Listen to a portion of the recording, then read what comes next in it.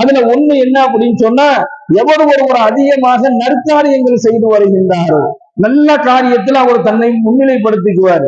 நல்ல ஒரு காரியம் நடக்குதுன்னு சொன்னா உடனே ஆளா போய் நிக்கிறது, நல்ல காரியங்களுக்கு உதவி செய்யறது, உடலால் உதவி செய்யறது, பொருளாதாரத்தால உதவி செய்யறது, சப்போர்ட் செய்யறது.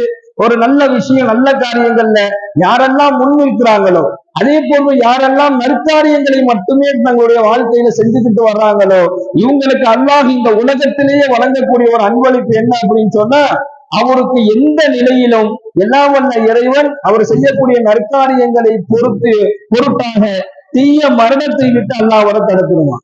அவருக்கு தீய மௌத்தே வராது.